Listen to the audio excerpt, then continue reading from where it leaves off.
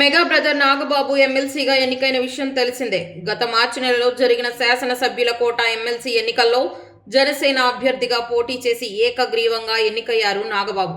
ఈ క్రమంలోనే ఆంధ్రప్రదేశ్ శాసనమండలి సభ్యునిగా బుధవారం ప్రమాణ స్వీకారం చేశారు.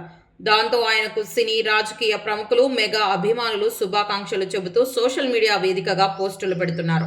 ఇక ఎమ్మెల్సీగా ఎన్నికైన నాగబాబుకు ఆయన అన్నయ్య మెగాస్టార్ చిరంజీవి అభినందించారు. ఎమ్మెల్సీగా ప్రమాణ స్వీకారం చేసిన తర్వాత నాగబాబు చిరు సురేఖల ఆశీర్వాదం తీసుకున్నారు. ఈ సందర్భంగా నాగబాబును అన్నవదినలు పూలమాలతో సత్కరించారు. అంతేకాకుండా ఖరీదైన పెన్నును కానుకగా అందించారు. ఈ మేరకు సోషల్ మీడియా వేదికగా కూడా ఆనందాన్ని పంచుకున్నారు.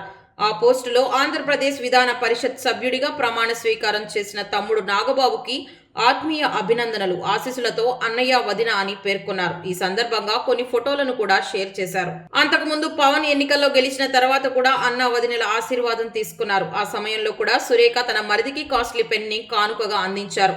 ఇప్పుడు మళ్లీ నాగబాబుకు కూడా అదే విధంగా ఇచ్చినట్టు తెలుస్తోంది. మరోవైపు చిరంజీవి పోస్టుపై నాగబాబు స్పందించారు.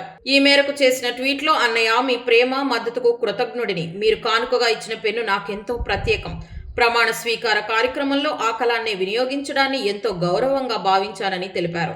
ఇదిలా ఉండగా పిఠాపురం రాజకీయం ఇప్పుడు హాట్ టాపిక్ గా మారింది. డిప్యూటీ సీఎం పవన్ కళ్యాణ్ ప్రాతినిధ్యం వహిస్తున్న ఈ నియోజకవర్గంలో ఇప్పుడు పెత్తనమంతా నాగబాబు చేతిలోకి వెళ్లనుంది. ఎమ్మెల్సీగా ఆయన ప్రమాణం చేయకముందే తొలి పర్యటనను పిఠాపురం నుంచే శ్రీకారం చుట్టాలని ప్లాన్ చేశారు. నిన్న ఎమ్మెల్సీగా ప్రమాణం చేసిన నాగబాబు 2 రోజుల పాటు పిఠాపురంలో పలు కార్యక్రమాల్లో పాల్గొంటారని జనసేన కార్యాలయం ప్రకటించింది.